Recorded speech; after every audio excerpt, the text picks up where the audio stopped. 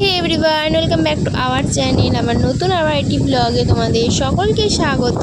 তো আজকে আমরা আবার কোথায় যাচ্ছি সেটা দেখাই। হ্যালো গাইস, আমার পিটার ব্যাগ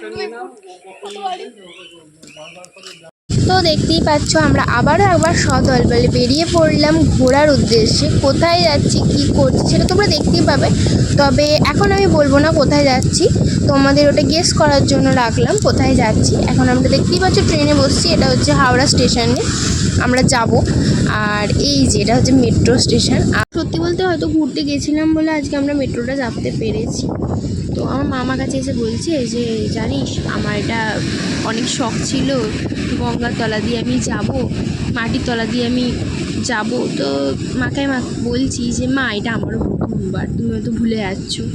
তো যাই হোক, মা আর মেয়েতে দুজন মিলে সুন্দর মতন মেট্রো চেপে চলে এলাম। তো সত্যি বলতে একটা আলাদাই অনুভূতি হচ্ছিল।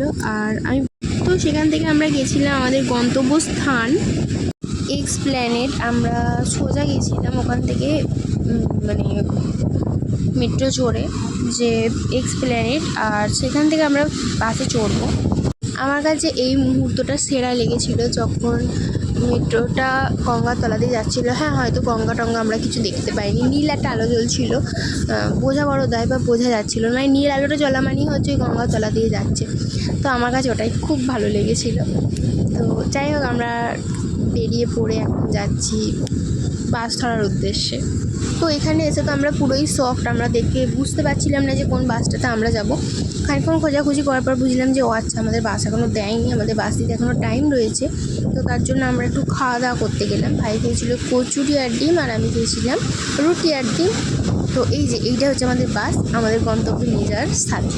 মানে মাত্র বাস ছেড়েছে। তো আমরা কোথায় যাচ্ছি বলো তো, গেস করো তোমরা।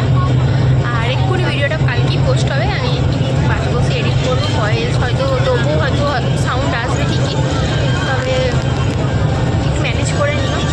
আমি কালকের মধ্যেই পোস্ট করবো, আর কালকে কোথায় গেলাম সেটা কালকের ব্লগে আসবে, মানে কালকে এই ভিডিওটা পোস্ট হবে। আর তোমরা একটু গেস করো, তোমায় গেস করতে দিলাম। তো এখনকার জন্য tata, bye bye, good night, good night.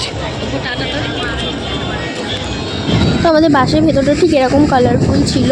তো বাসে এমনি বলতে সমস্যা বেশি কিছু হয়নি, শুধু একটাই সমস্যা হয়েছে যে আমাদের একটু ভুল হয়ে গেছিলো যে আমরা পেছন দিকে বড্ড সিট নিয়ে ফেলেছিলাম, আর বাসটা প্রচণ্ড লাফাচ্ছিল, প্রচণ্ড ট্রাভেলে অসুবিধা হয়েছে আমাদের। এটাই যে প্রচণ্ড লাফাচ্ছিল। একটু তোমরা দেখো, যদি কোথাও ঘুরতে যাও বা কিছু, তাহলে সামনের দিকে সিট নেওয়ার চেষ্টা করো, পেছন দিকে নেবে না, কেননা প্রচণ্ড লাফায়, প্রচণ্ড ঝাঁকুনি হয়।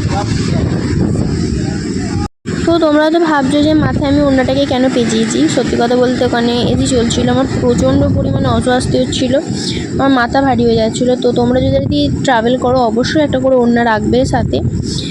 তো হ্যাঁ, আমার পুরো জার্নিটাতে ওড়নাটা খুব সাথ দিয়েছে, নাহলে আমার মাথা ভারী হয়ে যেত, আমি এখানে এসে অন্তত ঘুরতে পারতাম না।